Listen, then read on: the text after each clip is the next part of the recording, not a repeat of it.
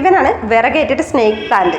Actually oxygen ഏറ്റവും കൂടുതൽ supply ചെയ്യുന്ന ഇനത്തിൽപ്പെട്ട ഒരു ചെടിയാണ് ഇവൻ. വായുസഞ്ചാരം കുറവുള്ള റൂമുകൾ പോലും നമുക്ക് ഇവനെ വെക്കാവുന്നതാണ്.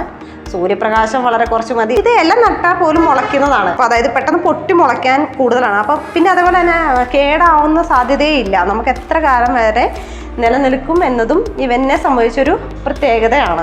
ബേർഡ് ഓഫ് പാരഡൈസ്, സ്വർഗത്തിലെ പക്ഷിയെ പോലെയാണ് ഇതിൻ്റെ പൂവ് എന്നാണ് മിത്ത്. ചിറകുകൾ വിടർത്തി അതിമനോഹരമായി നൃത്തം ചെയ്യുന്ന, നമ്മെ അതിശയിപ്പിക്കുന്ന ഇന്തോനേഷ്യൻ പക്ഷിയായ ബേർഡ് ഓഫ് പാരഡൈസിനോട് ഇതിൻ്റെ പൂവിന് സാമ്യമുള്ളതിനാലാണ് ഈ പേര് വന്നതെന്ന് പറയപ്പെടുന്നത്. ഇൻഡോർ ആയിട്ടും ഔട്ട്ഡോർ ആയിട്ടും നമുക്കിതിനെ വളർത്താവുന്നതാണ്. ഇൻഡോർ ആയിട്ട് വളർത്തുമ്പോൾ വളരെ റെയറായിട്ടേ ഇത് പൂക്കൾ ഉണ്ടാവുകയുള്ളൂ. പക്ഷേ ഔട്ട്ഡോറിൽ എപ്പോൾ തന്നെയും പൂക്കൾ ഉണ്ടാവും. പൂക്കൾ കാണാൻ ഭയങ്കര ഭംഗിയുമാണ്.